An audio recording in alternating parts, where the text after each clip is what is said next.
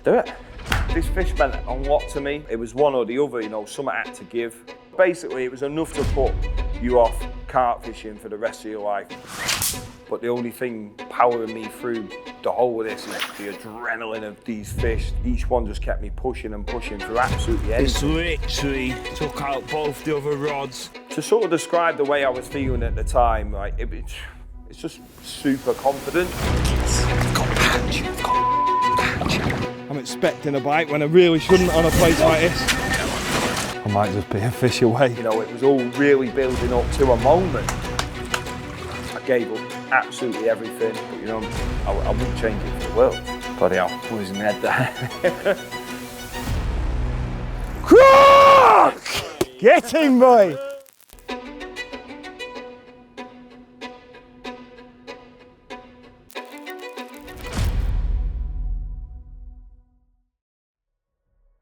Croc first come on my radar about 2012, so over a decade ago.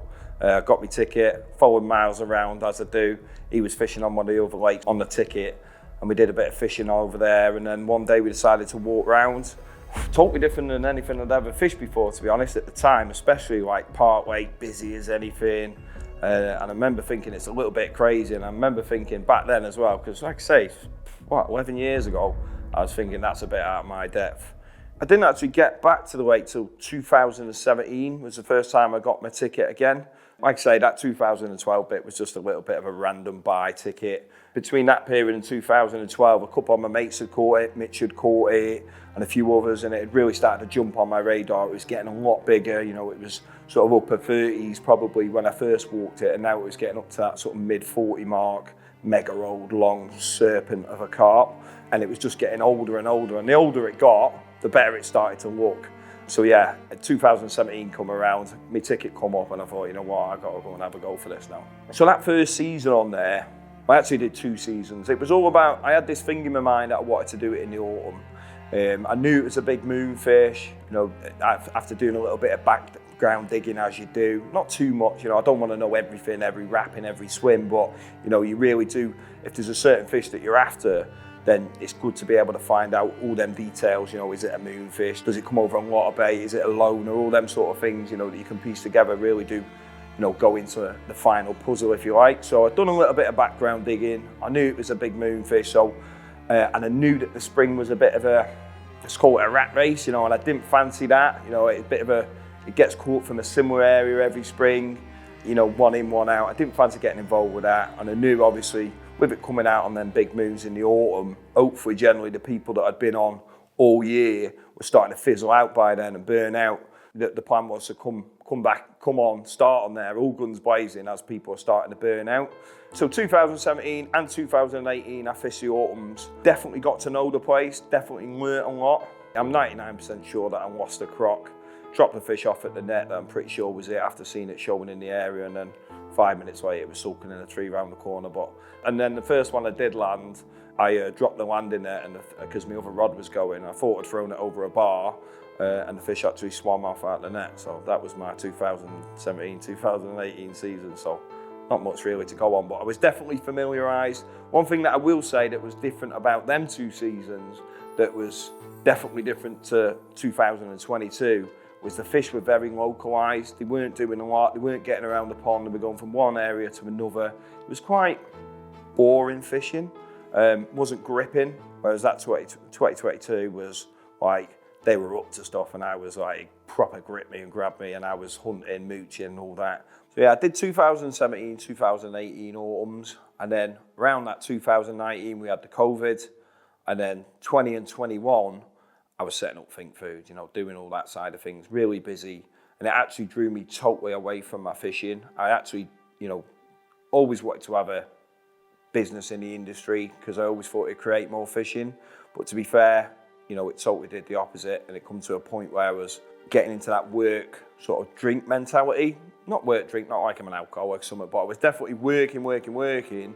And then, because I only had a day or so between work, generally I need 3 or 4 nights fishing, to do me fishing. So it felt like, it's so easy to just nip down the pub, and my fishing was just taking a total back step. I'll be honest, and I hadn't been out fishing properly, all guns blazing for it in a long time. I was still getting out now and then, but I weren't putting in half the effort that I knew I needed to be. It was one or the other, something had to give. Like I was getting in a dark place, I could feel myself slipping.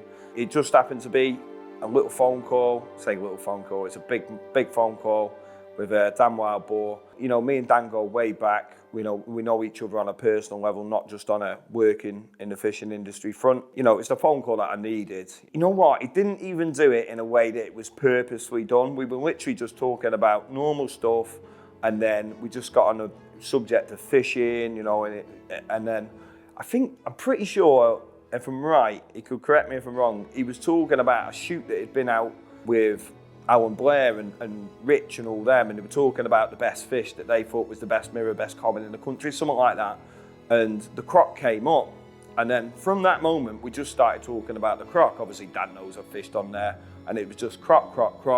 Before you know it, we were 20 minutes deep into a conversation of how sick the croc was and how much I loved the lake when I was on there. And maybe in the back of his mind, he knows what he was doing. He was geeing me up, and I'm pretty sure it was the next day I rung him and I was on the road down there. I'd literally just, I'm sure people can relate to the situation when you haven't been fishing for a while. There's things like in the back of your mind that just put you off, like, oh, I don't think I've got that, or I don't think I've got this, or pretty sure I cracked off last time I was there, so I've got to set that rod back up. Like, you're almost drumming any excuse to put you off going, or all your stuff's in the shed so you can't be bothered to sort it out. And I just know myself, I've just got to throw it in the van, deal with it when I get down there. And that's what I did. I literally threw it in the back of my van, got on that motorway and just drove my ass straight down to the lake, and I was buzzing. I remember ringing Dan on the way down like, mate, I'm doing it. He's like, what, already? And that was it. Yeah, it just so happened that first session back was actually my last session back for a little while, because I got myself a little suspension, and ironically was old Dan's fault as well, because he nipped down to do a bit of filming with me a couple of days later. Yeah, he'd parked in the wrong car park, basically. Long story short, don't want to sour it, but yeah, it's a bit of a misunderstanding really, and I ended up getting myself an 8-week ban.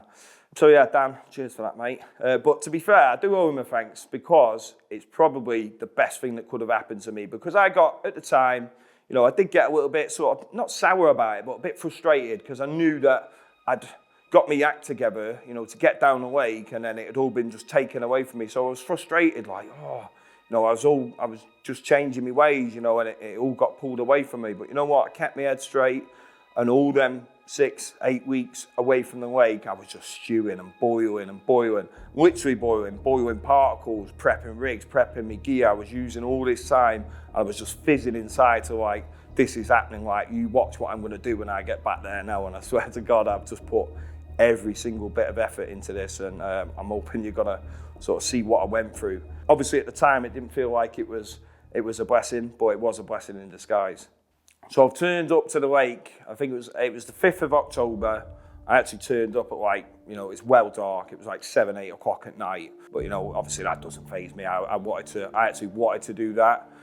Turn up, mooch in the night, see if I can hear them, all that carry on. I was real pumped up, ready for the challenge, and it is a challenge. This lake it's a big old pond. It's like 60 acres, really low stock. I reckon I put it between about 20, 25 carp, if that. Because no one really knows. Some lads might be watching this thinking it's more. It really honestly isn't. You can see these carp pretty much every day, sat in the out of bounds. I've seen them all, watched them all, studied them all, and I put it around about 20, 25, and that's mainly down to the otters. Like my first session down, I found an otter carp, really big common, or the big common, and these otters, throughout my sort of next couple of months on there, were on there pretty much every night. Because it's a part lake, you've got everything against it. And when I say I've fished a few part lakes, didn't earn in places like that, but this is all another level. Like every morning, without fail, first light, speedboat comes out, does a full lap, maybe 2 of them, maybe they keep you guessing, they do different laps and all that, because some swims, most of the swims, you can't keep your rods out, you literally got to wind them in. And that lap is like the lap of honour, or lap of safety, if you like, for what's about to go down. Absolute carnage of crazy swimmers. Like, why they would be doing it, I haven't got a clue. I don't like swimming. But yeah, they're out there every morning without fail, Monday to Sunday, every morning, first light and all day long. Like, I know I'm really going on about these swimmers, but they're an absolute nightmare. They will swim through your lines, they'll pick your lines up when they're chud on the bars and put them over their heads and keep walking like they're crazy. You know, it really limits where you can fish, you know, for the periods of time you can fish.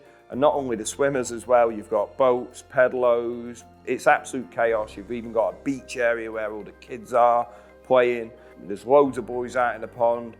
Again, places that you can't fish. To be honest, there's only like one bank really that's really accessible. You know, there's two massive out of bounds. There's a big out of bounds one end that must be bloody 10 acres.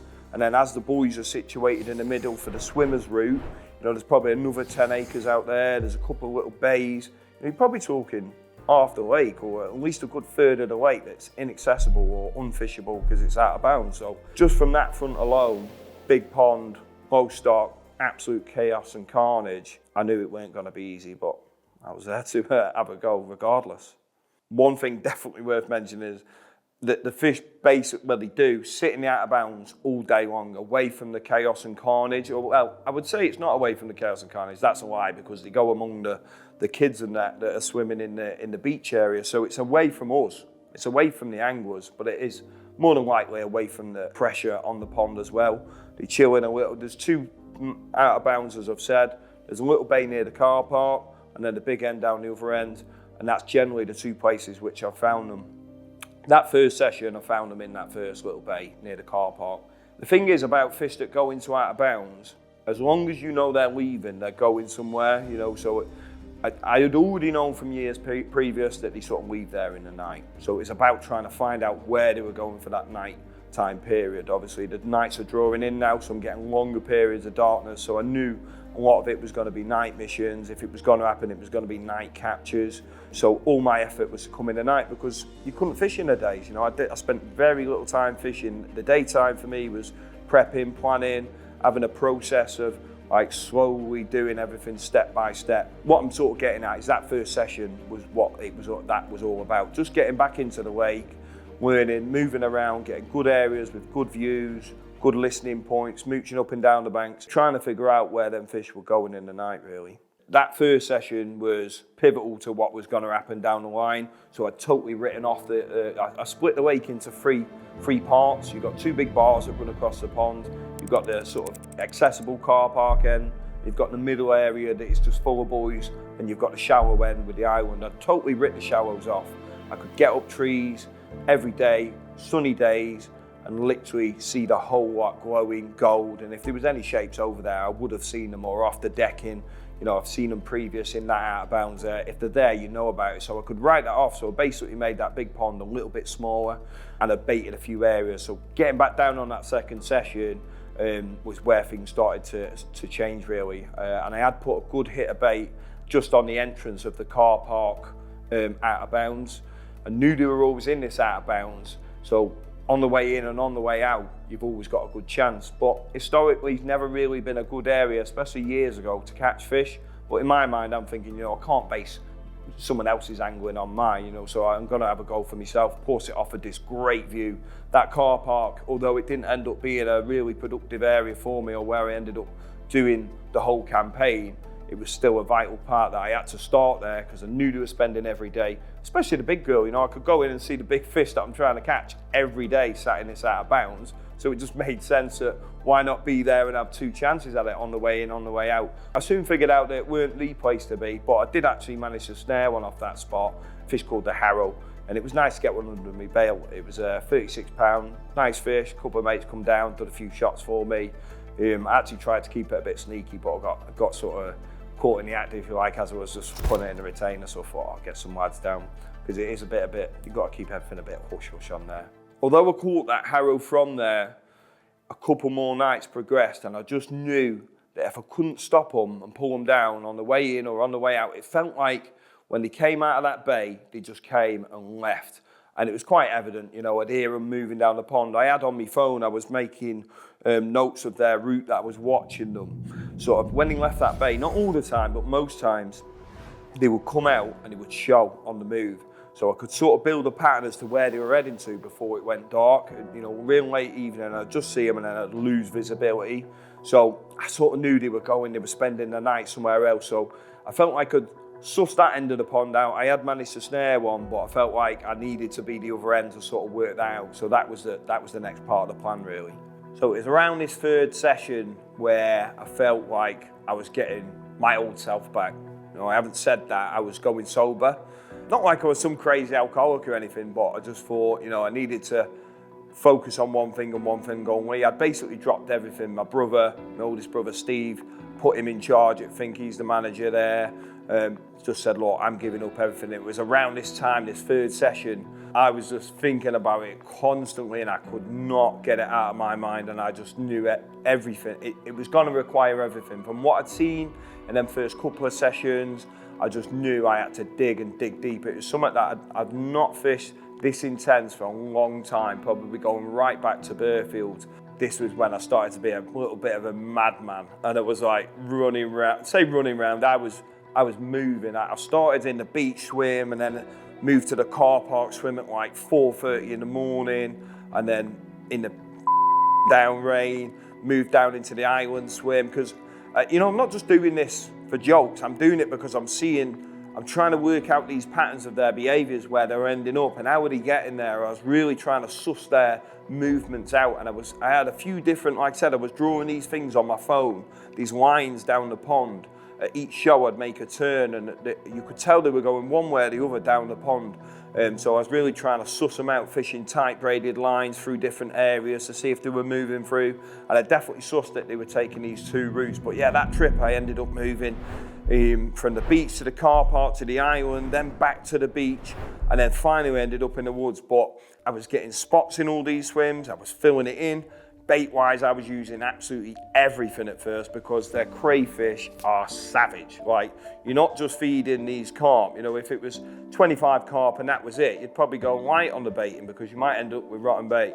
It couldn't be further from that. Like, these crayfish are savage. And I'm talking, I've done a lot of testing on these crays in the edge. You know, I'm inquisitive like that. I want to know what they like, what they don't like, what they like, everything. That's the answer to that one. But yeah, I want to know what takes them longer to process. You know, I've figured out that like nuts it keeps them a little bit longer chewing on a nut, but the main one was the maize. So maize, because it's got that rubber consistency, did sit there for a long period of time. If it was just boilie or just pellet or anything like that, they just mow through it. So at first I was filling it in with absolutely everything, just to clear the spots, feed the crays. I'm talking probably, I mean, generally I'm not really a big baiter. I'm sort of putting a small amount of bait in the right place.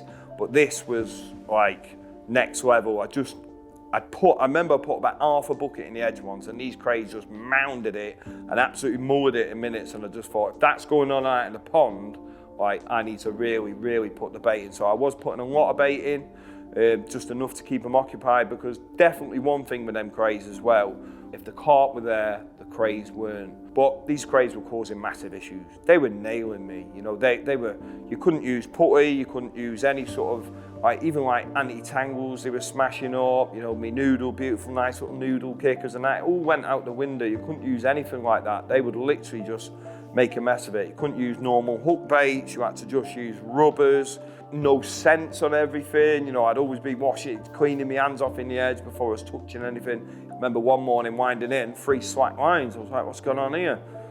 But pretty soon figured out the crays had just pulled the tail rubbers off and then walked off with the hook bait. So, you know, you had to jam them on that little bit more. But yeah, that session was, you know, a crazy session where I was bouncing around. I'd learnt the lake.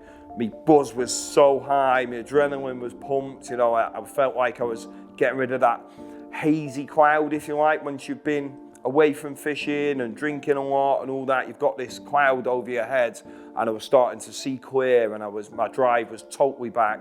I was feeling things that I hadn't felt for years. You know, I was on the phone, buzzed to a few of my mates, chatting on, you know, talking, fishing, got my love back for cups of teas and all them sort of things. So it was mega to be back in that zone. And eventually, after I think it was my 5th night of moving around, I finally pinned them down in the wood swim. And then that's when it really started to take a turn, you know, and it was my time to start catching them after I'd sussed them out. So this wood swim is restricted. Like, there's a buoy literally 40 yards here, there's one about 60 yards here, you've got the island here, there's a big savage drop off to the left, and another little boy probably 10 yards out. It's pretty crazy, but the more you swing right, the more you start to get into some open water. So there's a nice little bit of water that you can push into, and you'll be able to get them back before these boys start to come into play. So that was the plan, and the out of bounds was like to the right of this water, so they were coming down the pond. I felt like it was a great interception point to where I was seeing them heading to. I still wasn't 100% sure on where they were ending up, but I definitely knew they were passing this area. I found a few nice zones that I'd already put a bit of bait on, and it definitely got a little bit harder. And the first bite caught, I think it's a fish I ended up calling a little skerrit. It was just a little, obviously a stocky someone had put in there. Real nice fish, but it was just something to sort of say, yeah, your rigs are surviving the craze. You know, that's another thing as well. Like sometimes I'd fish on the braid, almost fishing for cray liners. So if I was getting cray linered by sort of 12 o'clock and I knew it was going to be sort of messed up by the time sort of bite times were to come, I'd wind the rods in and put them back out, you know, fresh rigs. And if I was ever fishing 3 rods on a spot, I would wind one in the night and check it. If it had been crayed, I'd wind them all in, redo them. So there was so much going into it, but like in any other mindset, I wouldn't have been able to do it, but I was just so like in the zone with it. It was untrue. And yeah, I got that first one, and that first one in another area of the pond was really the starting point in that swim. And I had another 2 rods just out left, but short of the buoy that's there. Obviously fishing locked up right on the rods. And I'd heard a good fish come out. You know, this is the sort of area that I'd been hearing them through the night. So I knew I had a good chance, and I'd heard a good fish. And then I think it was around about midnight, rod's gone off, bit of a battle with it. And then as soon as it come up that shelf, it was nice and easy, got it in, and I was buzzing. I knew straight away, as soon as I saw the fish, I knew which one it was. It was a fish called the brother, the croc's brother. There's actually 5 fish that I would say that I really wanted, and the 5 that sort of knock around together. You've got the croc itself, then you've got the croc brother, the snake brother, the other brother, and Patch. Them fish always, you know, obviously I've said I've seen them in the out of bounds, even got some beautiful footage of them in the out of bounds, you know, Patch flanking up on the gravel, all sorts. And these fish definitely stuck together. And on top of that, it's done the croc has done multiple captures with this precisely. There's a couple of the brothers that it's done captures with multiple times, and it's not just coincidence. They get caught together because they knock around together. They're literally brothers. And I've got the brother, and as soon as I've seen it, I thought, oh my God, I've still got another rod on this spot. But obviously, got it out, dealt with the fish, absolutely mega. They're the ones that I was there for. Perfect, all-round, sick carp. This is what we came for, my friend. That is one of the ones that we want to catch. Oh yes. I'm so buzzed, so buzzed. This is the brother. It's the one that gets caught with all the time. But yeah, I've got to go. I'm gonna rods back out on the spot. Bang, yes. Gonna wait up now, do some selfies with it. Won't be able to get any footage just because of this battery. But yeah, I need to keep some battery for the crocodile, hopefully. Yes. This is a scaly one. Alright, go and get your brother. Quite literally.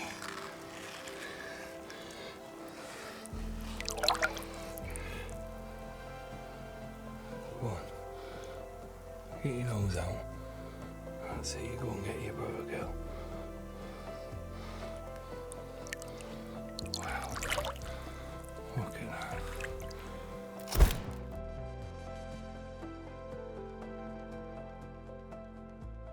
It was at that point really that I'd made the deal with myself that I was going to keep all this hush, you know, keep it between me and maybe the odd couple of close mates. Like I said before, people were starting to fizzle out and I was just getting started. So the last thing I wanted to be doing was be lighting people's fires so all of a sudden the lake's getting busy. There is enough against you on this lake without having to compete with other anglers. If I could have it where there was just 3 hooks in the water, that's the way I wanted it. So I've slipped her back. Absolutely buzzing. Obviously my first proper one of the ones that I wanted, 36 pounder as well, mega carp, mega weight, and I've still got a rod on the spot, remember, and I'm hearing, I reckon it was probably 20 minutes after putting that fish back,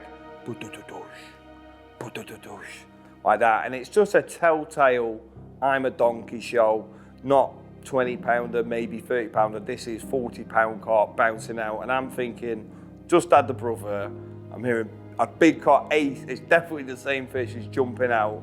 I've got loads of bait out there, and I'm getting the odd little did, and I'm thinking, is it a fish feeding? Is it the craze? Can I risk trying to get that rod back out? That was one under, yeah, that was over that right under. Right, it's got to be right, and that's all. Oh man, the literally spread right across the front of me. Like the whole stock must be here. This is madness. I just couldn't risk putting it out, and I remember as time went on, and I couldn't sleep. I was up, I was wired. There's no way I was sleeping after hearing that and catching that. By the time 6 o'clock come in the morning, I knew it was game over, and I was pretty sure what I was gonna wind in, and I wound in like a crate leg or something. So the rod wasn't fishing, but you know, I felt like I was really close. Could be wrong, could have been anything, but yeah, I felt like that was a real close opportunity early on in the campaign, but yeah, it just weren't to be. It was at this point in the session where usually, well, I was battered. I was knackered. I was probably, 6 nights in there. One thing worth mentioning is it's a 3-night rule, but only in a swim. So if you do 3 nights in one swim, you just got to move to another swim. You can do as many nights as you want. You just can't do more than 3 nights. So this was obviously my first night in the wood swim, and I've had the little one out short, and then I've had the brother. So, you know, if I hadn't caught, I probably would have been looking at going home, because I'm moving into 6 nights in. I was battered, but that fish, or them 2 fish, was all I needed to give me that extra boost. It was like I'd just done 10 Red Bulls. That was it, all guns blazing. I couldn't even catch up on sleep. But yeah, I had a routine each day, and this routine actually went on and on throughout this whole campaign, where I would obviously always be up at first light, and then I'd get the rods in, depending on what swim I was in. You know, if I had to, you know, bring in early because of the boats or whatever, especially this wood swim, I would bring the rods in, cut the rigs off, I'd go for a walk, do a lap, top up any water, get any fresh bait, generally quoes as well, because I was just wet through, because I'd just go straight in the water. Yeah, so I'd do that, have a bit of mooch around, generally go down the shop, get any little bits. I would purposely not stock loads of food. I'd already done the hard work, the spots were found, the baiting was done, I knew where the fish were getting, so it was just a case of being able to mentally get through the days without fishing, and I just couldn't sleep. The chaos was too much, like there's too much going on. There's dogs running in your swim, still stores and generators and all sorts of stuff going on. It was crazy, the park was mad. So I just basically had to fill that daytime, and then I'd get back, I'd tidy out my kit, tie fresh rigs, generally make 6, so put 3 on and 3 spares for craze or if I caught a fish. Then I would try and get bait out between swimmers. That's something worth remembering, you know. I'm trying to bait up here. The thing is it's almost all backwards, because the fish are in the out of bounds all day. So you're thinking, right, this is where I need to be getting bait out. It's a waste of time having rigs out there, because they are 100% in that out of bounds. So you can't get bait out because the swimmers are going by. So you're trying to put 1 out every 10 minutes sometimes, depending on what swim.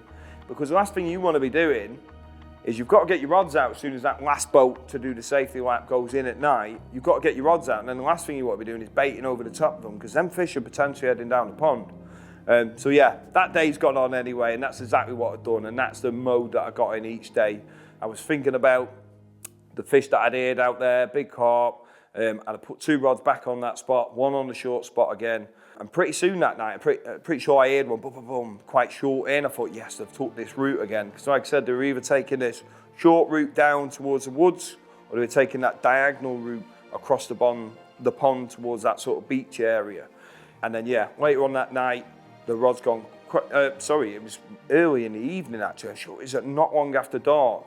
6 o'clock maybe, rod's gone. And this was definitely a bigger fish. It's like giving it a bit, and it was trying to get to the buoys, and I've just held and walked back, and I turned it, got it up the shelf, and got it in the net, and straight away I knew which fish it was. And this is probably the one, other than the crop, this was the one that I wanted. It was a fish called Patch. It was just one that just stood out from the rest, thick, dipped back, like my mate Mitch has had it, and you know, I've seen a couple of pictures of it, but that shot of Mitch with it that I'd always looked at and then seen it in the snags, it just looked like a wicked fish. Got like this mad little roach mouth on it, like a sad lip almost. And as soon as I seen that, and I knew it was looking big because I'd seen it in the snags every day pretty much, I was buzzing. I was going mad. to myself, there was no one there. But yeah, I was buzzing to get that one, and yeah, that was one that took a phone call. I actually had a mate, Miles, not Gibson, another little Miles there. He was coming down with a Mackies or something for me, so I rung him, and he was great. He was near on there, and I got a nice little bit of footage of this and got some proper pics of it. Unfortunately, it did have a little bit of damage on its tail, otter damage, of course. Like I say, I'd found a couple ottered and dead, and ottered. You know, the more time went on and started to catch more fish, you know, it was quite apparent. I was hearing them on there most nights. You'd know because the birds would go crazy, and you knew they were on, but it is what it is.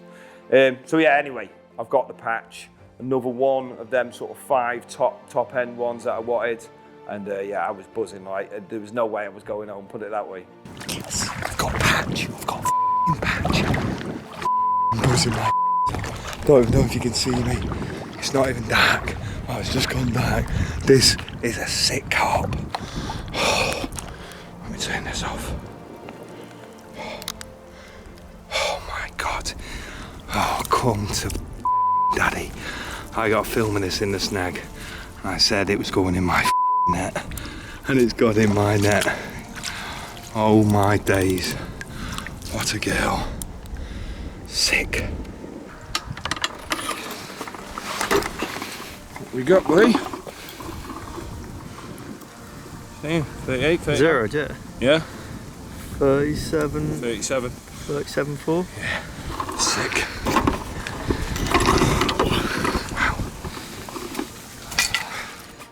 Wow. How's she looking, lad? Sick. Right. Did a video of this one in the snags, and I said she will go in my net. Head round to me a touch. How was that? That's the one. Was there my mat in the background? Right, go on, yo.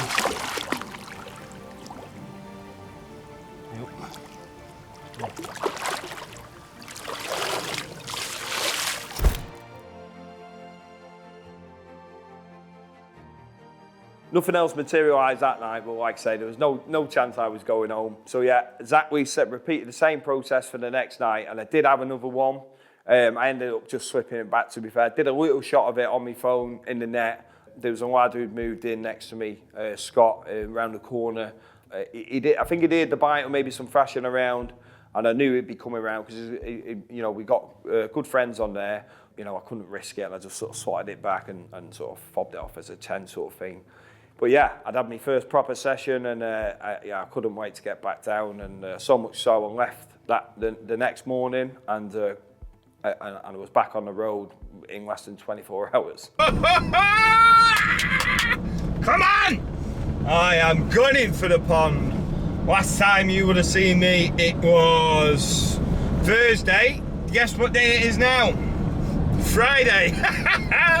Which had gone home, fresh batteries, fresh clothes, good scrub, good meal, fresh haircut. Actually fell off me motorbike on the way to the hairdressers, showing off, trying to put it on the back wheel.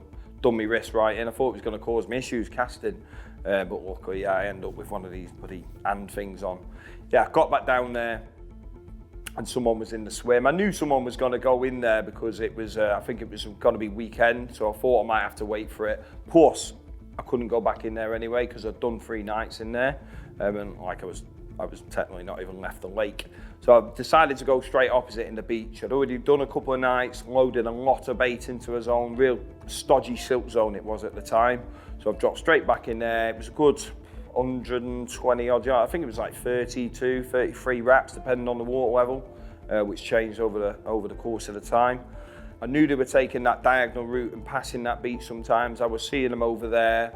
I'd already done a couple of nights and a lot of baiting in that swim, and obviously I could see the woods opposite where I just basically caught a few from. So, you know, everything was sort of pointing to fish that swim. And like I said, it was the furthest swim from the car park, so it was always a nice swim to try and get something going in.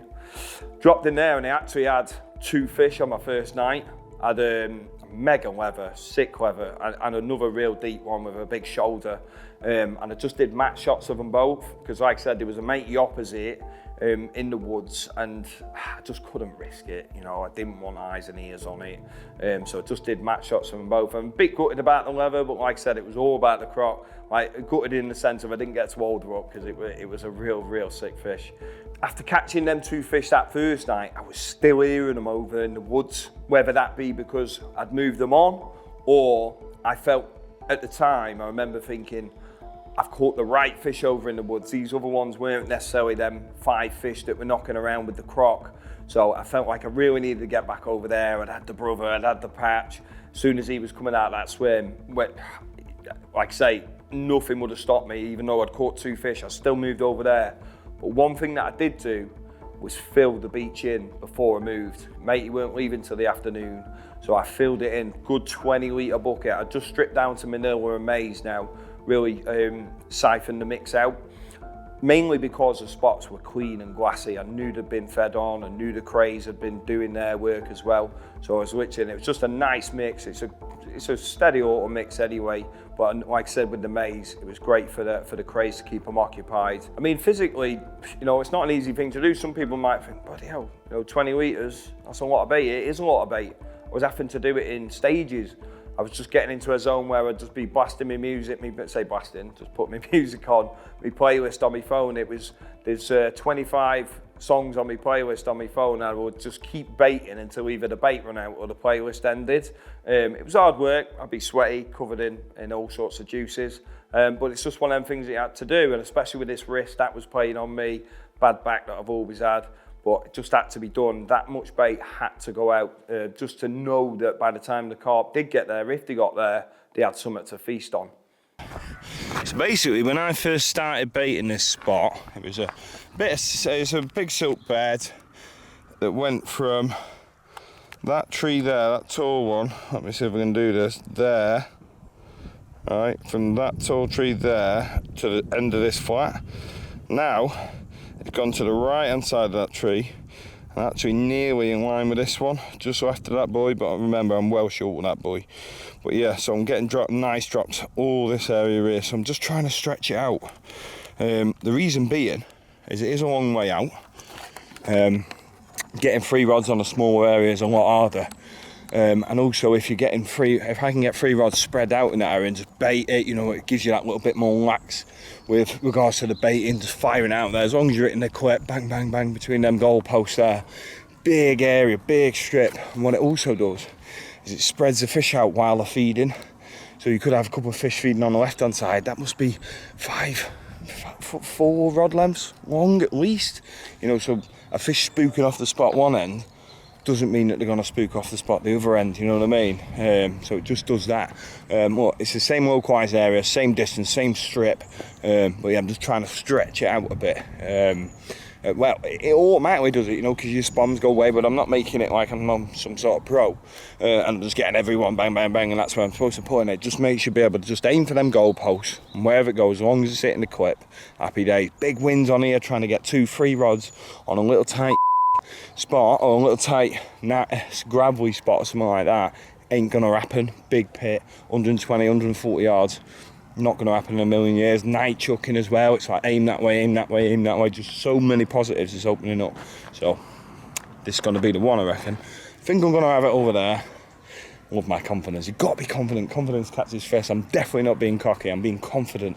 It drives me to do all these things that hopefully you're watching me do and think, now he's putting in the effort. So confident, yeah. I'm hoping I'm going to catch it over there, but could quite easily happen over here as well. All that bait's gone out and I've moved straight into that woods. I am confident, like super confident, catching them 2 proper ones the session before, not even the week before.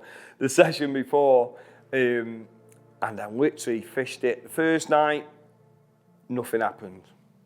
I heard fish over the other side and nothing happened. And then I thought, right, you know what? I wound them in, and I wound them in the next morning, and one of them had been crayed a little bit. And like I said before, when the fish were there, the crays generally didn't touch me.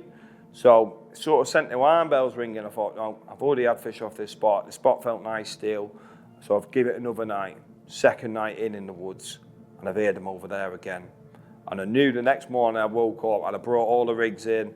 they'd all been crayed again. I thought they were quite clean. They were quite clean. I thought if the fish were there, I would have picked them up. So I knew that this was the turning point of me finding down exactly which swim I needed to be in, and it was over in that beach. Main reason being is I'd held them with that amount of bait over there, which told me they were going that way first and then coming over to the woods. So yeah, that from that moment on, it all become about that beach swim.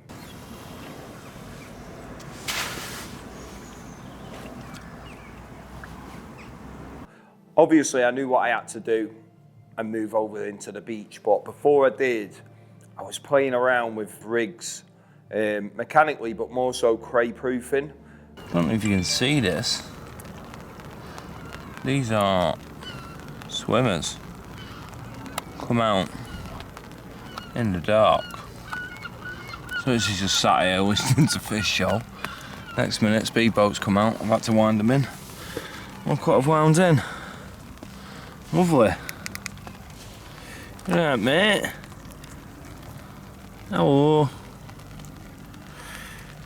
Hello, matey. Gutted. And I wonder why we ain't getting a bite. Craze cost lives. Because I had all day, like I said, I had these 3 days where nothing could get done. I set it in my mind because I was still trying to use the noodle kickers and all that, and the crays were loving them. You know, obviously I loved that rig. If you fished a pop-up, the crays were all about pulling it down, and them hook points would bunt. So fishing the noodle like I would on the bottom, let that rig fish for a lot longer because it was like match the hatch. It wasn't so attractive to the crays. If you had pop-ups, I did, again, testing in the edge with rigs, crays would go straight to it, I'd be pulling it down all day. So yeah, it had to be the noodle, but I had to figure out a way to be able to fish the noodle without the rubber, because they just love that rubber consistency. They feel like they're getting there somewhere with it. So I designed what I've now called the super noodle. It's a bit of a cross between a hinge and a noodle rig. So basically formulated the curve, but out of the recoil. So I've got the bend, the curve, everything, and it's something that they won't chew and try and snip at. But they still got the blowback hair whipped on the back. Turns out that it was a little bit of a game changer. I'm not saying that the rig was revolutionary and it caught me more fish, but it was a game changer in I didn't get a single cray issue from using that rig. Especially that last six inches, right? Yeah, still might get a little bit on the old tail rubbers and that, but that's not the bit that catches the fish. The day I moved was the 1st of November. Pretty important day. Not only because it was I moved into the beach, it was because I'd done a month sober. And for me at the time, that was a big thing. I'd drunk most weekends, sometimes 2-3 times in a week. And I didn't even notice. Fishing is my getaway, like I know that. And for me to do a month sober was a massive thing. And I remember having a big moment talking to camera as I was walking back to the lake, to the swim that day after moving in. I moved all my gear into the beach, went and got some bits from the shop and that as I would. And I had a big I realised that it was the 1st of November and I was like, wow, I've done a month sober. And if it weren't for fishing, who knows what I would have been doing. But yeah, fishing, it definitely got me away. Bloody hell, losing my head there. Yeah, so it was a big moment for me, not just in fishing, just in life in general. Not playing the violin too much. Anyway, back to the fishing. Who's back in the swim. Woo. Just moved from over there to over here. Obviously the boat came out, made the decision to move. Thought to myself, I'll stand back here just in case the wind's catching. Thought to myself, what I'll do is I'll let the rods tell me whether to move, i.e. if they've been crayed to death, and there's a chance that obviously it was windy and rainy last night, so I didn't really get good hearing as much as I would have liked. Let me sit down here. But yeah, I thought I'll let the rods tell me whether to move. So if they've been crayed to death, then there was a chance of maybe staying because maybe the cray's done the rigs. Then the carp turned up, got a free meal because the rigs were done. I didn't bother trying to redo them. Generally I have been, I haven't been showing you guys that, but I have been sort of winding rods in and rechucking them if I'm getting a bit of cray linerage. like that. But yeah, I didn't last night, so I thought if they've been crayed, I'm gonna know about it. Brought them all in, they're all clean, you know, clean enough. They were fishing anyway, so I let that tell me, right, move, right, them were fishing. I give them a little pull back on the braid before rounding, smooth as anything, exactly what I done. So yeah, move round here, and yeah, just got all my kit, all in the swim, all set up, ready to go. Just got to nip down to the old tackle shop, grab a gas, fly back. And then yeah, I've got to batten down the hatches for a few nights, unless someone said, look, you need to get over there, crocodilios, bloody jumping out all over a swim or whatever. I'm going to batten down the hatches. These have had they had that good 20 litre bucket of bait 2 nights and 2 mornings ago. Hopefully they've been getting back out there, because remember I caught 2 fish and moved, so hopefully they've been coming back, getting a free meal. And this is and she's paid it a visit. You know, the wind is blowing the southwest. It's going to be a big wind. Good test for this new broy. Big wind. Set up. I've set up out here. I've got a big tree here, but I've set up out there because if that tree goes, it's going to go that way. Yeah, so I'm out in the wind a bit more than I would have liked to have been, but I don't want to be set up in the direction of whatever tree could potentially fall, because as you can see, one's already fell, so it's not the strongest of trees. Now the spot had been trashed. Obviously I'd just been sat over in the woods for 2 nights hearing boom, boom, boom, boom. So I was pretty sure what was going to be out there, and I literally put a couple of heads out there, and it was just clean like glass, bits of gravel coming, some was slammed. Oh, it was mental. It was like they'd literally just been, you know, having a jacuzzi out there. It literally must have been carnage. You know, with it being November, you know, some might remember we had a crazy amount of wind and rain coming after there was a hurricane that had struck down in Florida, I think it was. And we were getting the backlash from it, and I was about to get absolutely battered. I could have quite easily given up. So not given up, but I could have quite easily settled, is the right way of putting it, for a few of the casts, but I just kept going and going. This is a long old way with light casting braid, bows in the wind. Where this swim is, it really, it's such the southwesterly like, because you're sort of jutted out in this beach swim. It really, the casting angle was the worst ever. Like if you hit into the wind, it'd fly through. If you were slightly right in the wind, you get this big bow in the line. You're trying to get the tip down, and I could have quite easily settled. But remember, it was the thought of them fish showing. It was just powering me through, and I was battering out cast after cast after cast to get it right. Wind, rain, everything plowing through, and I didn't settle until it was done. And I battered a load more bait out of there as well. You know, big spawn all that way in that wind. You know, it's not easy going, but I knew that it had to be done. Right guys, it's raining, as you can see. So, gonna have to no! It's very windy and it's very rainy, so you're gonna have to go away. Sorry. And eventually, I've got 3 rods out there, and you know, got settled in for the night. But you know, what was about to happen, I could have never ever in a million years planned for. Basically, it was enough to put you off carp fishing for the rest of your life. But to be fair, I'm a bit of a tramp on the bank anyway, so I didn't really care. I was probably soaking it up. But I'd had my first bite quite early on in the night, and it was my first common out of there. I remember I was absolutely buzzing, and it was the first fish on the super noodle, so I was buzzed up. May I've got one. Buzzing. I don't know what it is yet. I haven't even looked in the net. I didn't have my light. Thought I'd grab my camera while I've got the light. I haven't even seen it. Come on. Be kind. What we got? Oh, it's a common. Oh my god. It's a common. I haven't had a common. There's only a couple of commons in here. Oh my god. Oh, the super noodle. I forgot about the noodle. Sick. Oh, I'm buzzing. Oh, I'm buzzing. Super noodle, absolutely nailed. Absolutely nailed. I'm buzzing on that. He was going, or she was going nowhere.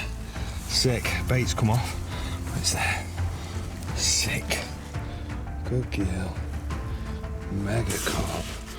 What a paddle. No wonder you were fighting. Good girl. Sick. Sicko. It was a 30-pound common, slipped it back, got the rod back out there with little fuss, if I remember rightly. And I remember thinking, buzzing, I've had an early bite early on in the night. I've got 3 rods back out there, happy days. But yeah, the next bite sort of put that to bed, because it literally took every single rod out, run ragged, and it was a condition that I've never had a bite in. When you're sat in your bivvy and the rain just goes from really bad to like super bad, like on the top of the bivvy, and you're like, wow, I hope I don't get a bite. It went off in that, like just melting. I couldn't believe that I got a bite, and I've never had a bite in that savage rain, and I've picked up into it. I'm wet through, I'm out there, not bothered with waders, right up to my chest. And this fish has gone around both lines. I mean, I know what it'd gone under and back, but over and then back under, and the lead clip had got caught in the others, and I come to a stalemate. I walked right down the margin that way, right down the margin, and along the bar towards the island that way. I couldn't move, and I ended up having to pull the other 2 lines, and whiplash as well. It's like sticks to everything, dead light braid, and pulling it. And pulling them and walking right to the back of the swim, and then just walking forward. They're all wrapping around my arms. It was savage. I'm not even going to talk about what has just gone on. This is a mess. I am wet through. That rod decided to rip off in the worst possible conditions. The wind was howling, and the rain, the rain was pumping to shit, and look. It's literally took out both the other rods. You've never seen anything like this. I've never seen anything like this in my life. Like what I've just had to do to get that fish in. Like there is literally braid everywhere. It's literally unspooled 2 rods. It was beasting me. Oh, but we've got him in. We've got him in. That's the main thing. I thought it was gonna be unsafe, but yeah, it's all good. Might as well walk in now, aren't I? It's all good. I'm only gonna do a mat shot. It's not a bad fish, to be fair, but I'm just gonna do a mat shot because he's had an absolute beast in. It's not the one that I want. I'm wet through, walking around. I'm gonna have to go back to the van, change. I'm in a mess. So yeah, quick mat shot and a bit of footage for you. Well, for you, for me, and. Yeah, we're gonna get him back.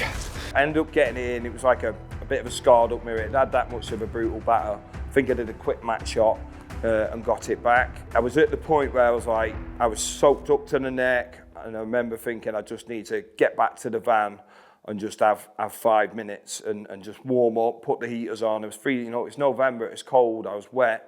And I just had to, get myself, my head back in the game, because yeah, I did feel like crying and going home really. But I've had 2 fish in my first night back in the swim, so obviously that weren't going to happen.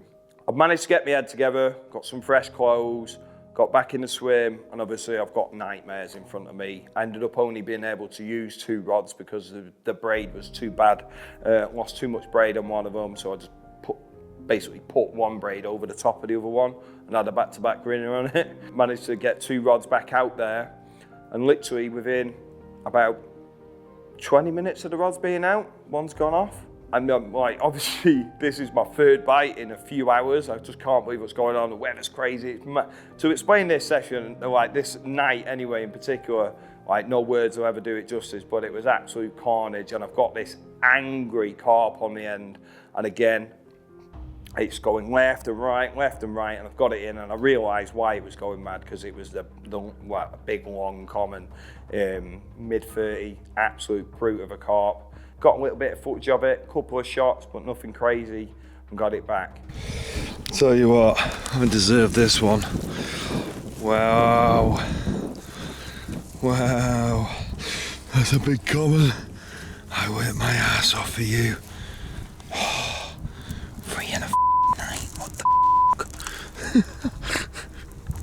Oh my days.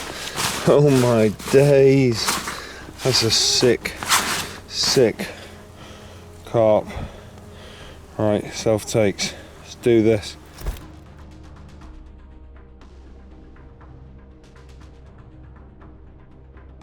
I Again, another 20 minutes, half hour down the line, I've heard did it like that, and I've looked out, and the bobbin's on the deck. This one remaining rod, it's gone. I can't believe it. I've picked up into it, gained the line on it, gained the line of backdrop, weird as anything really, and I've managed to get connection with it, and it's just powered off, giving it all this, and it jammed up, and it got a bit more on it. This was an angry carp, and I knew it was one of the good ones. Well, it felt like one of the good ones, I can't be sure at the time. And eventually it's ended up pulling. Couldn't believe it, got it in. Must have been, I put it down eventually, down to the backdrop, maybe just didn't get a good connection with the braid. Usually it's the braid that hooks them and sets it up before you even get to it. So maybe it was that, but yeah, I was gutted to go from so high, having 3 carp in a night, to then getting that 4th bite and losing it. I was definitely a little bit gutted. It went from, you know, high to low like that. But I had to get my head back together, and obviously that's what I did. I did a couple more nights in there for another 3 fish. I had a fish that I ended up calling the grinner, and then another fish the next night that collapsed the net on me, and I ended up having to scoop in the net. And then the last fish I had on the night before I went was the gnarly common, another one that's a really old common, mega carp, one that I wanted to put in the album. Obviously it's got a bit of damage on it, but it's one of them proper old relics that I'd seen, you know, a real character fish that I'd seen in the snags, and got a little bit of an attachment to it. But yeah, that was it. But say that was it, I'd had 9 bites, landed 8 in 7 nights. But yeah, obviously I went home battered, bruised. I've got this wrist that's in a mess after all the baiting and casting. Every piece of clothing I had was drenched wet through, and I remember the main thing was I still found the energy at the end of that session to batter every last grain of bait that I had into that swim. I think I barrowed, my battery and the barrow was gone, pushed it back. I think I did 2 trips with it, because on the second load round I brought all my bait, levered it all in before I left, and then went back and went home naked. Couldn't bring myself to go in the garage with that t-shirt on, so yeah, I had my snug pack on, but I got well too hot, so I'm now topless driving home. Oh God, tired, absolutely beat up. Oh, it's me now. I've got windburn coming out of my face, stinking, tired. Could have stayed that extra night really, but absolutely loaded up. Then that was hard to do at the end of a long session like that, but gotta do it. Stick the tunes on, 25 song playlist, bait until the bucket runs out or the playlist stops. That's the way I do it. Things were really starting to build, as I'm sure you can imagine. I'm getting bites, I'm getting consistency, but I am doing a lot of time. You know, pressure's building in my own head to try and get this job done, but at the same time, pressures are building in the background. I have got a life, I have got a job, I've got things, you know, I've got my own personal life, you know. Things are really starting to build up on me, and it's a lot of pressure, you know. But at the same time, I just felt like this fish was just round the corner and just one bite away, and I knew that this next session was gonna be my chance, if not my final chance, because it was the full moon coming up, and everything just felt like it was just lining up perfect.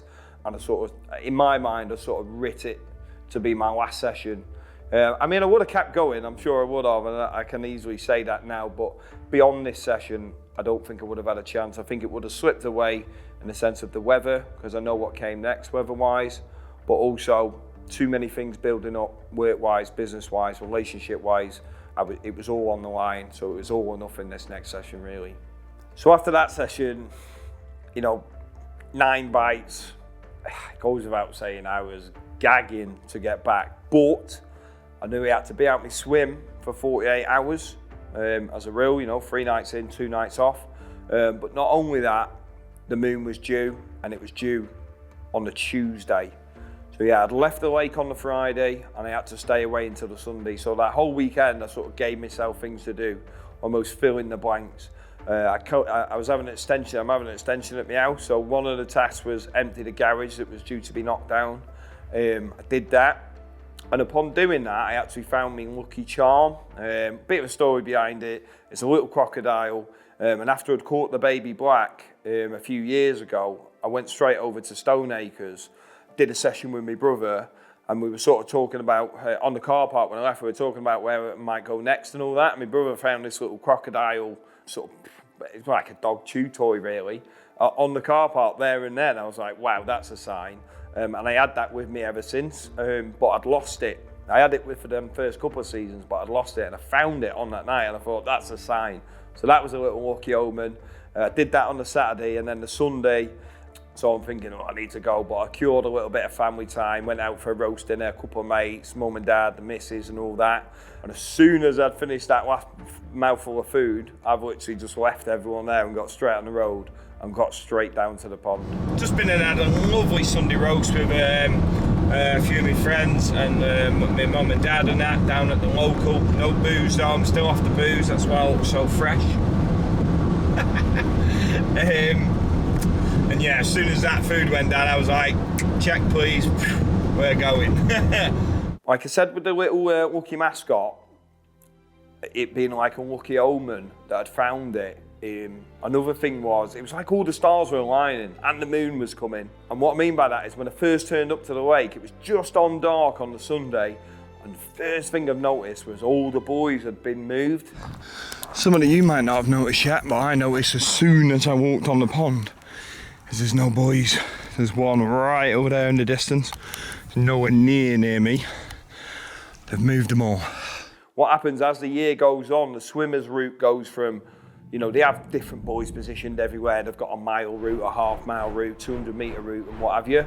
And as the year goes on, because the water temperature is getting lower, they shorten these routes down. And I knew it was due at some point for the route to get reduced, sort of opening my water up a little bit. Because I had behind my spot, this buoy was probably 3 rod lengths behind me and slightly left. So that was gone, so there was no trouble there. But what it did do as well was open up the same spot to be fished from the swim to my left. So straight away I'm thinking in my mind, there's no way of me getting timed out on this spot now, because the beach swim fished it well left and long, and then the swim to the left of it was well right and sort of shorter. It was actually shorter from the swim to the left. So straight away in my mind I'm thinking, I've got the moon coming, I've got my lucky charm, and the buoys have been moved, and there's no way of me getting timed out. Like, this is just all falling into place. Literally the light was fading as I got into the swim. I'd thrown everything on the barrow and basically ran round to the swim because the light was fading. And I thought, you know what, I might have a good chance of either being able to get the rods out or get some bait out at least. By the time I got round there, it was a bit too dark to even be trying to rush getting rods out. Could have mayhem and all that sort of thing. So just opted for the bait and literally just blasted all the bait that was planned. I think put about half a 20-litre bucket out straight away just to start, because obviously they'd had 2 nights of this big feast up, and I was presuming that it would all be gone. I remember I had a little bit of a mare getting the rods out. I think I had a bit of a wind knot as the rod was out there. Probably trying to rush, too keen, but yeah, took me time, got it all sorted, got everything perfect, and literally within half an hour, I had me first fish. I couldn't believe it. Literally, the night I returned, I've got a fish on the bank. It's madness. At this point now, I've caught loads of fish, and it sort of sounds like it was all going quite easy. It's so hard to get across, like everything was so against you, but it's like I'd done the hard work now and I was like reaping the rewards. So I just had to make sure that everything was on point. I'd whittled the rigs down, I'd found the spot that they were passing, you know, I'd working my way through the stock, if you like, and it was just a matter of time. I just had to keep consistent, keep my head on, and just keep trying to wade through them. I did a little bit of footage of that fish that I've had straight away. 31 pounder, if I remember right, just did a little bit of mat footage, got it back. At this point, I was before this next fish, I was thinking, am I on the right fish? I still hadn't caught, you know, I know it had the long common and things like that, but I hadn't caught any of them sort of 5 or 6 of its friends that I mentioned earlier. You know, am I on the right fish? Obviously, everything's going right, but I still hadn't caught them, so it's still in the back of my mind. And then, yeah, literally a couple hours later, I had a fish that I called a little linear, right cool, well, little linear. It's like low to mid 20, not even sure, yeah, I would have weighed it. I think it was about 22, 23 pound, but right cool carp, looks just like them sort of original stock. And one that I'd seen knocking around with a croc a few times, so it sort of put that thought to bed. Sick. That's the one, mate. Proper one, this one, mate. I'm not giving her another kiss. I did give her a kiss, but the man on the camera forgot to press record. A lick at this time. Alright, let's get it back, mate. Mega buzz up. Sick. Here she goes. Go on, Gail. And get your big brother. Sick. This spot is only, I'd say, about rod length and a half wide, which sounds quite big, but at that sort of range, in these windy conditions and the rain and all that, it's not easy to get them so precise. There was definitely spots within the spot, you know, you get drops everywhere. It's a big sort of deep clear area, but it was just, you were waiting for that sweet crack and it was like, yes, that's the area that they're hitting. Because again, like these bows that we're getting, like you could still hit the clip and have a big bow in the line, and you know your rod length short, and it's just like, nah. And you got to remember, I'm casting in the dark. All this is in the dark, so I'm not visually seeing this. This is me trying to put 3 rods together on a spot out there, and I'm doing it all on touch. I'm not doing it on sight, it's all on touch. So getting to know the spot was a big thing as well. But yeah, just the next couple of nights were going to be the most important of the whole campaign, really, because I knew there weren't that many left, and hopefully if she was around the corner, you know, I had to make sure that everything was bang on. Gonna stop these updates, I am. Literally lost for words, and that's not like me. This is literally coming together real nice. Like, she needs to be out there. Like, they're clearly troughing that bait. I mean, look, goes without saying, but look at it crapping it out on the mat. Like, she's got to be out there. Numbers game. That left-hander just then went sick. Just went boom down. Like, so. Come on, girl, be out there. At this point, still, the weather is crazy, like really crazy. Like the amount of footage and pictures I was taking at the time. Another thing as well, actually, because I was still keeping this on low key, like off the gram, none of that. Again, just telling a few key friends that I knew keep it to themselves. And I was actually throwing out curveballs, if anything, because I know the lads that were sort of fishing on there and possibly not getting on so much, but probably, I know they were seeing my Instagram stories and that.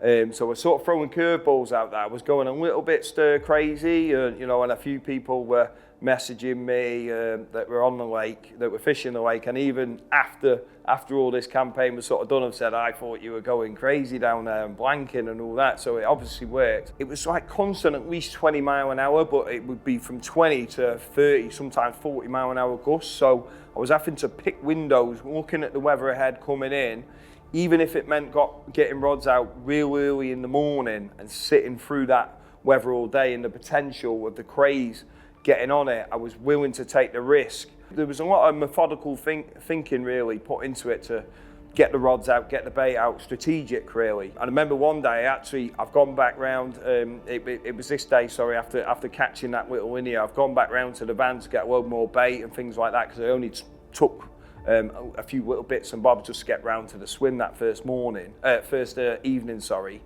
And yeah, I've gone back, get a load of bait and all that, I'm walking back with it, and I got a bit pally with a couple of the lads who do the speedboating and all that. Obviously I'm down there, you know, bear in mind I've done basically 20 odd nights worth of fishing here in like probably the last 26 nights, so you know, I got to know them down there, and one of the lads was like, bloody hell, seeing you out there every day, just casting and all that. Obviously they don't understand, but they can see me out in the wind and the rain, and one of them even said, oh, do you want give your hand to throw your bait out if you want, rather than doing it like that. And I was like, no, got to do it right. I can't do that, especially because I imagine eyes were probably on me anyway. So it weren't worth the risk. But I did jump in his speedboat to get a lift back over to the swim, save me carting around all this bait and water. And again, yeah, just battered the bait out all day and the rods, and yeah, just waiting.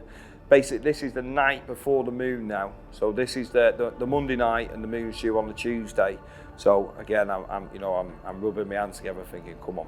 That night, I've thrown on the Barbie, remember the wind was that savage, I had to tuck it around the back of the brolly and all that. I had a bit of some minted lamb fillets and all that. And I remember I was chatting to Andy, who does the editing. You know, I was saying about how the vlogs, you know, the stuff that I was getting on film on my phone and all that sort of stuff was coming together, but it's a shame it's sort of in the night because I'm not really getting like any bites and playing fish and all that sort of stuff. Not that you need to, but it is, you know, it's conscious in my mind. I like to get all that sort of stuff, you know. And Andy did sort of question it. He said, any way you might be able to get a bite? And it was literally that night. I thought, you know what, I might be able to put it in night mode. So I sort of set the camera up, and as I was doing it in night mode, would you believe it, the rod's ripped off. And I've jumped onto this rod and honestly, this thing, I've never had anything like it. It was just going, honestly, I can't, put it this way, it's a good job them boys had been moved, because I would not have stopped it. It'd have gone past and around it, you know, probably by about a mile. It was battering me.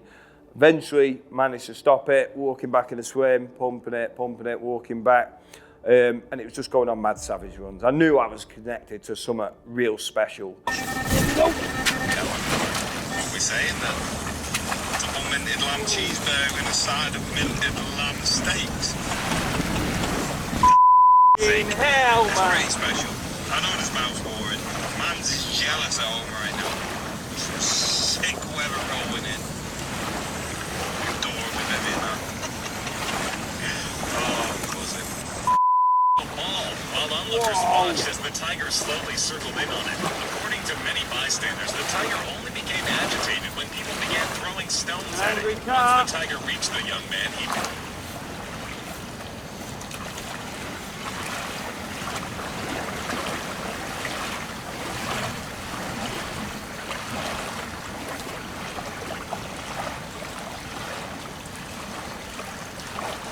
Wow.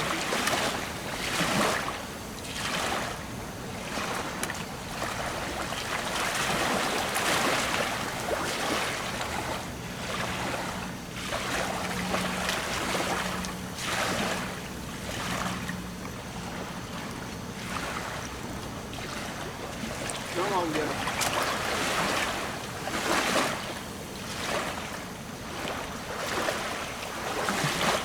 That flat rodded meter. Wow.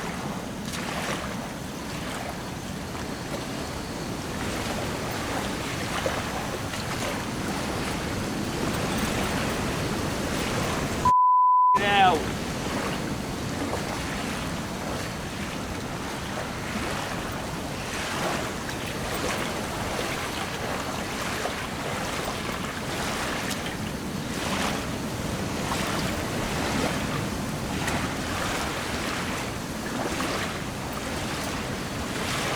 It's another thing, like I said to you earlier about how I got that bite in the most savage of rain. This was the savagest of winds, like when the gusts were going at the worst, and this fish is going upwind, like proper giving it. I knew it was one of a couple of fish in my mind. And after probably 10, 15 minute battle back and two, managed to get it in, and straight away I knew which fish it was and why it had been battering me. It was a fish called the male. Oh my God, it's the male. This is a sick fish. This is big. She is big, man. Wow. Wow. Wow. That is a big, big carp. Sick. Sick. That beasted me. That's a big carp. I don't even know how big that is. She's big. That's a 40 pounder. Get in! Get the f in there! Stick her in a retainer, but I'm gonna get a quick weight on her. See what she's saying. It's 40 pounder, like I would have said. But yeah, I need to get her in a retainer quick time, because mate, the croc could be out there. I'm telling you now, it could be out there.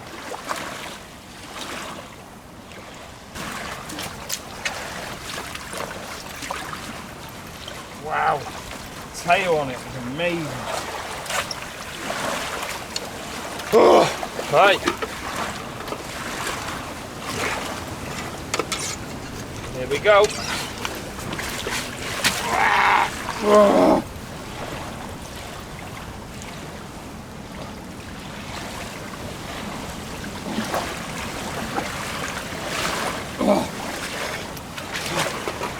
just under 44 pound. Oh my days, that's sick. Oh God, I am buzzing. Good girl. Mwah. Look at the lips on her.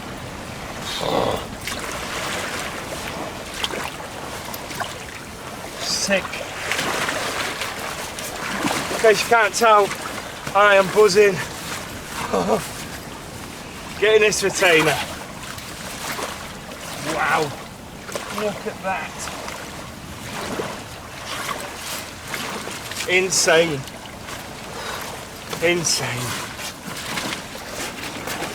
I knew I was close, because not only had I just caught the male, one of the, well, probably the second biggest fish in there, also it sort of solidified in my mind that that fish that I'd lost on the backdrop was the male, because it had a switch scissor, it was fresh. I know for a fact that I'd lost that male. It was the same sort of power in that fight. So straight away, it's put that croc back on the cards 100%. And all I had to do was hopefully just wait, and you know what was coming next? It was the big moon the very next night.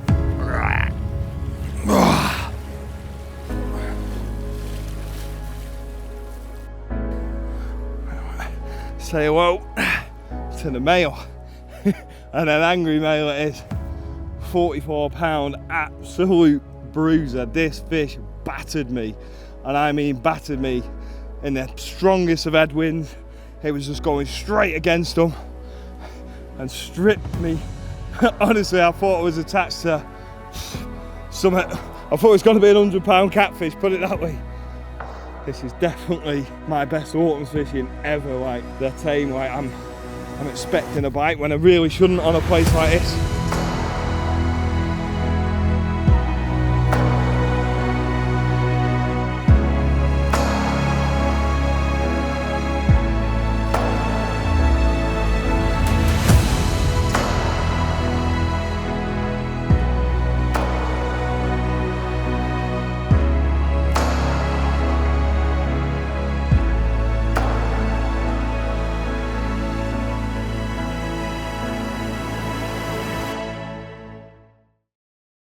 Nothing else happened that night, but it's because the wind had got that savage.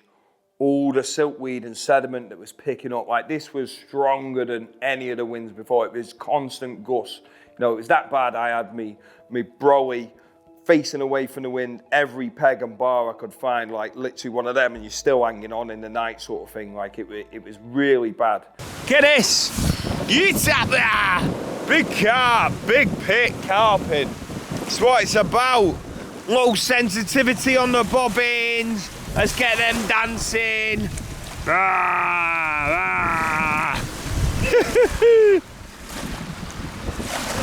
Let's just hope they haven't got a big bow. Oh, don't like the look of that out there. What's that? Oh no, has that stopped on my line? Oh, I hope not. Could be dangerous. Let's see. Anyway, yeah man, big hooligan. Oosh, look at the waves. Look at the waves. And what had happened is all the sediment that hadn't been picking up before had picked up and took all them lines out. I knew them rods weren't going to be fishing, but I've got up very first light, jumped straight on the bait and bucket because I had a little window in the morning and I clocked it coming in. First light, you're going to get an hour or two. So I've literally got up, bait out, bang, bang, bang, bang, left the rods out for now, put all the bait out, and then when I've picked them rods up, straight away I've picked them up and they're all knitted together. I'm having to bring one in, another one in, and bit on that one so I could save my braid. Last thing I wanted to do was go through more spills of braid because I'm already on like my second respilling of them all. So yeah, I had to do them all one by one sort of thing. Basically, I'm thinking if that happens tonight, because again, more wind was due in, I need to combat that. So straight away, I'm thinking in my head, right, I need to get these tips right down, get them right out in the pond. Phone back the van quick, got myself some storm poles and me bars, buzz bars. As soon as I got back in the swim, I'm trying to work in this 2-hour window in the morning. What I've done is I've waded out into the water, got the tips basically near on vertical, 2 buzz bars sat like real close together, as close as you can get them, so the tips go real vertical, trying to combat, you know, getting them sort of probably the tips 5-6 foot down into the water, and then strap them in on the front bar. Basically, because obviously if you get a bite, it's just going to lift up and you're not even going to get a beat. Now it was just going to be a case of sitting on my hands all day, which was going to be easy, to be fair, because I'd generally been sitting on my hands without rods in the water. So to have rods in the water was a nice little Brucey bonus. But turns out the wind did drop off a little bit more, and I remember making that decision. It got to about 12, 1 o'clock. The swimmers were in having a lunch, and I thought, I've got a nice window here. Should I do it? And I did. I thought, this is the moment. This is the moon night. If I can get these rods done a little bit better than I think they've gone already, why not do it? I almost settled in one respect in that morning period, thinking I'm not going to get it any better later, so I'll leave it at that. But this time I went at it. But yeah, I got them rods sorted. The rain was coming. There was a point where I'd set up in one position in the bivvy, well away from the water. There's that much rain coming. It's starting to come into the bivvy, and I've had to move the bivvy away from it. I was going to be swimming. So yeah, it was all going on, but then rods went out, and I just thought, you know what, this could be my night.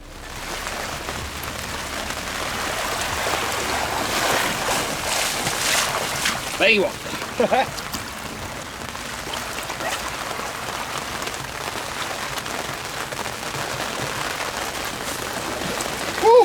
Oh my God, why did I choose now? Why? Come on. Come on. Make it happen, Scott. Make it happen.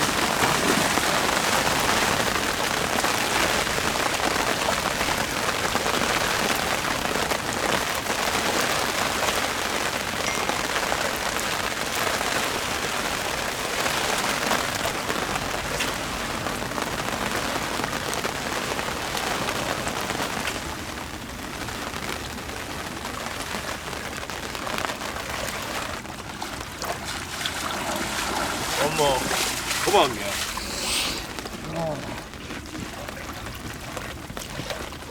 There's the one. Come on. Oh, you're getting a little bit blurry there. Sorry. Sorry, baby.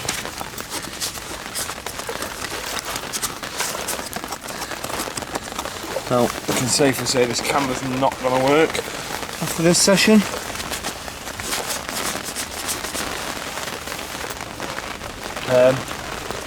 That okay? No, but okay.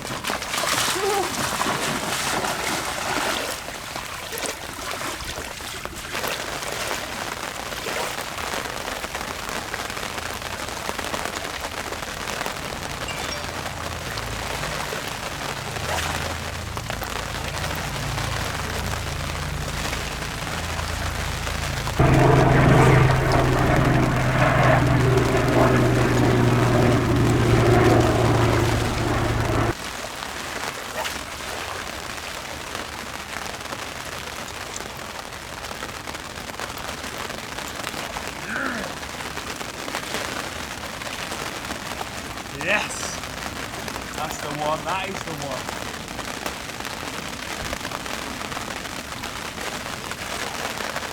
Sit! Come on the croc! 9 o'clock rolled in and the rod was away. It was the rod that I knew was going to go. It was actually the one that had been picked up by a tufty earlier in the night, and I left it, and it was putting up a good account for itself. It's kited round to the left, done everything, got it away from the other rods.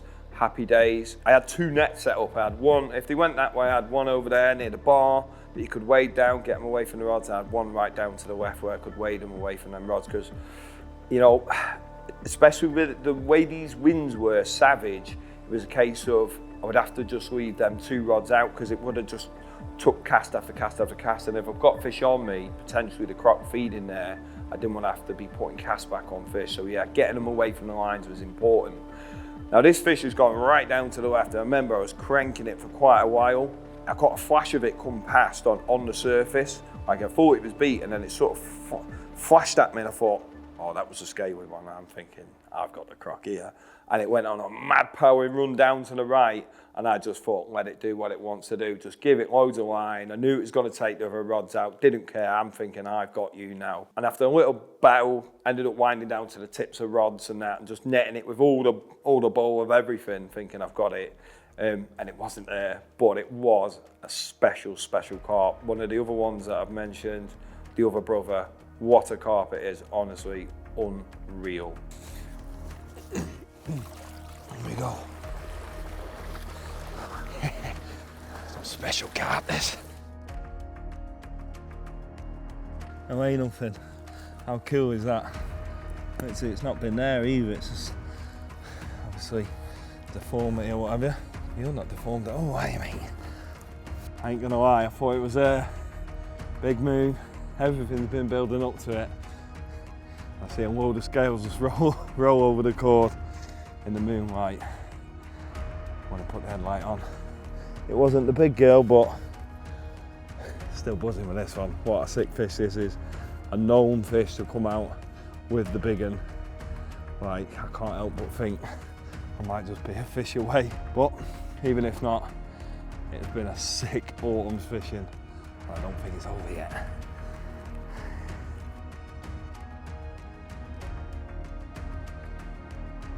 Nearly the final piece of the jigsaw.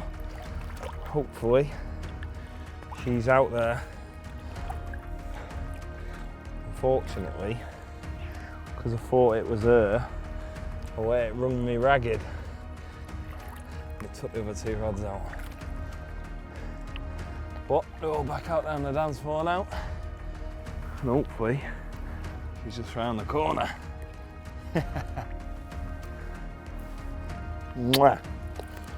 I woke up that next morning and I ain't gonna lie, I was a bit gutted. Although I was buzzing, that fish is a mega fish, but I feel like I'd missed a prime opportunity to catch the big girl once again after taking them rods out. But the main reason I was gutted is because I was timed out my swim. This was my third night and technically I was timed out. Another time I might have pulled an extra night, but because I'd had the suspension, I felt like I was a little bit on eggshells. Didn't want to raise any attention by, you know, calling a bailiff or whatever to try and pull an extra night and do it the right way. You know what I mean? I just thought, you know, let's do it the right way. That swim's opened up next door, so let's go and do it from there. Do it the right way. Prove it to yourself that you can do it the right way as well. So yeah, that's what I did. I moved. No one was there for them first two nights. I could have quite easily stayed, but yeah, I thought better do this the right way, just in case, you know. So that was it. I was on the move, like, you know, but it felt mad because I'd literally just had a stack of fish over the last couple of sessions, but it had to be done. So straight away, packed up in the morning. I knew, there was going to be another window of opportunity for the afternoon to get the rods done, so I'd done it nice and early. Knew the window of bite chance had gone. They'd be well over in the out of bounds by now. Most of them were probably sulking. But yeah, I've whipped out the marker float onto the spot from the swim that I was in, ran down, clocked it. I had a good idea of where it was from that swim because I'd eyeballed the birds diving on me every time that had passed. Gone down with a rod, obviously clipped the rig off, boom, fired it out there, got a lovely, right next to it, I was pretty sure it hit the marker float, the lead, and it went bang like that, and I thought, yes, that's it. Actually turns out this spot was, like I say, it was a lot shorter. Like, I was pretty sure it was like 32.5 wraps at the beach. Turned out it was only like 27 odd, but it's in this triangle, you know, generally, because there's big gaps between the swims. The bigger the gap between swims, the bigger the triangle that is almost unfished water, if you like. No one really attacks into it. It's well left out of one, well right out the other. So it was actually shorter, and this wind was dropping off real nice, just trickling. I thought, I've got to use this time now, because obviously I'm fishing it from a different side now. You know, I've been fishing it from this way, I've got to get it from this way, got me left and right, got it all lined out, and I literally, there was this little gap in the tree, and I wanted to have one slightly left, one slightly right, and I weren't going to stop until it was right. And God, like these rods went absolutely bang on the money. I was cast, you know, two of them I'm pretty sure were first cast. So I was made sure it went so perfect because I felt like my chance now was going to be slipping away from me. Not only is it going past the moon, But also these fish that I'd caught, you know, the week and 2 weeks before were going to be coming out, you know, feeding again, you know, out of their sulking behaviour. So I might have to start wading back through them, you know. So yeah, the pressure was on, but I made sure that I got absolutely everything inch perfect. Yeah, so I'm going to have a rod in the middle of that gap there, boom, straight down in that deep V. Yeah, one in this little V that's halfway up this slope there, and then one just here. It's going to be tight, one there, one there, one there, 3 rigs. So all boom, boom, boom. That's how tight they're going.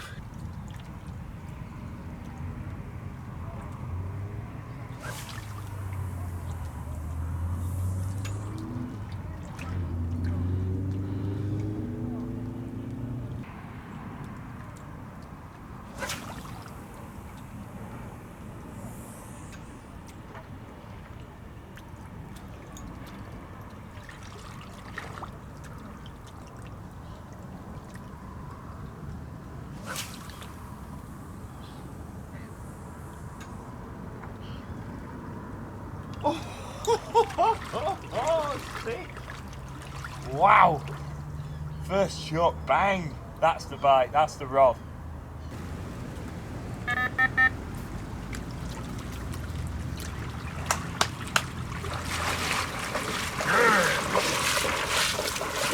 That couldn't have gone any better. Oh. I'll leave it a little bit and yeah, put a few spombs over the top of them. But I'm hoping you got to see how tight they went. To sort of describe the way I was feeling at the time, like it's just super confident. By this stage, I was, you know, so in tune with what was going on, the bite times, the bait application, the amounts needed, the rigs, you know, you just, every capture, every little fine detail, you know, just gets you that little bit more confident, and you're just trying to wade through and hope for that bite coming. You know, I was super confident. I loved this new line angle as well. You know, it was all really building up to a moment. I'm not saying I knew it was going to happen right there, but it felt like it was all coming together, and it was just a fish away. I was on the phone to my mates, like, it's just got to happen, you know. And you know, I'm sat there and I'm thinking, you know, tonight could just be the night. That's right now. I'll tell you what I haven't said, or what you guys might not notice, I might have. I haven't actually seen a carp show on this spot yet, I don't think. Might have heard them a couple of weeks back, didn't I, from over the other side when I was doing the baiting and getting it going, and shut up. Sorry. Yeah, heard them a couple of weeks ago from over there, but yeah, not been hearing them, but the winds have been savage in that, and to be honest, since I've bunkered down, I've not really been looking or listening. Basically because I don't want tempting into moving somewhere else. I just got to dig in and carry on. So, but yeah, obviously I've been looking in the morning and the evenings like I am now, but I've not actually seen anything showy. It's like they're just turning up and eating. Happy days, bring it on. I'm up for that. But yeah, I just had a bit of a vision of one just booming its head out in that nice big V of mine there. Big long one with a massive head on it. Hopefully. Ooh, can't help but think there's a bite on the cards in the next few hours. So between now and that 9 o'clock period. Come on. 6:45 came, and that middle rod, the one right in the centre of that V, was away. And this bite was different, and I'm not just saying it, it was different. Every single bite that I had on that pond was a melter, stripping line. This one went classic big carp bite, just sloping away. So much so that the lead didn't even come off. It was the only lead of all the bites that I've kept, and I've still got that lead, 5 ounce sippy. And yeah, wow, what a battle it was. It literally took me out into the pond, but I just knew that I had the whole of the lake in front of me, not a buoy in sight. The weed was all blown away now because I'd had the savages to win, so it was just lovely times, control this fish and get it in the net. And that's exactly what I did. It didn't do any crazy savage battle, it just did classic big carp battle all the way in, plodding, eventually got it up on the surface, rolling around like it does, like a crocodile, and got it in the net, and I was absolutely buzzing. We've got the crocodilio. Oh yeah. Oh yeah, it's a... Oh, sick. So sick. Yes. Them telltale little white bits on the tail. I've got you, girl. Put a couple of calls out straight away. Obviously rung me mum. She's literally my biggest fan. She took me fishing and followed my fishing my whole life. And I owe it all to her, really.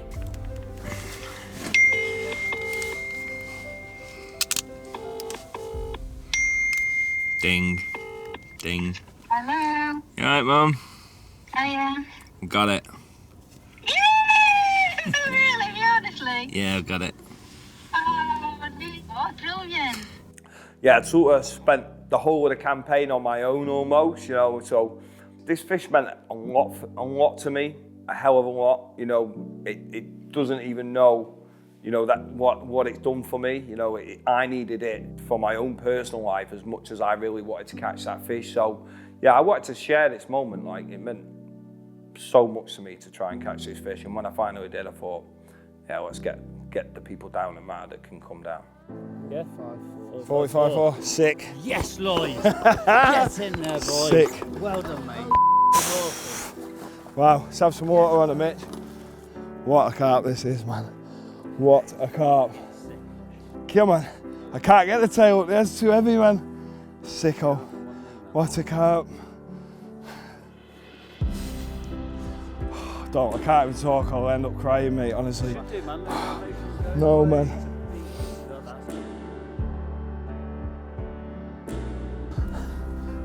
This has definitely been my best fishing ever, without a doubt.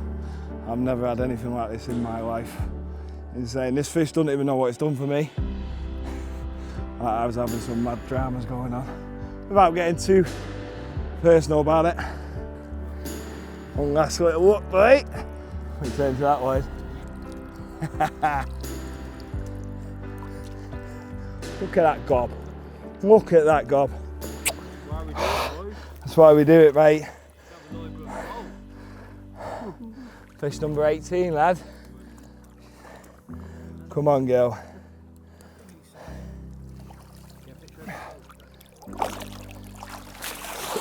Get in. Go on, girl. Get gone. I ended up doing 25 nights fishing in like just over a month, which is just like insane, really. Something I've never done. You know, I've done a lot of fishing over the years, but I've never done that much fishing in that short a period of time. It just got me. It was crazy amount of time, really, but it needed that much time, and I needed it as well. I gave up absolutely everything, but you know, I wouldn't change it for the world. Get in, boy! I've never fished like that in my life, brother. That's why we do it.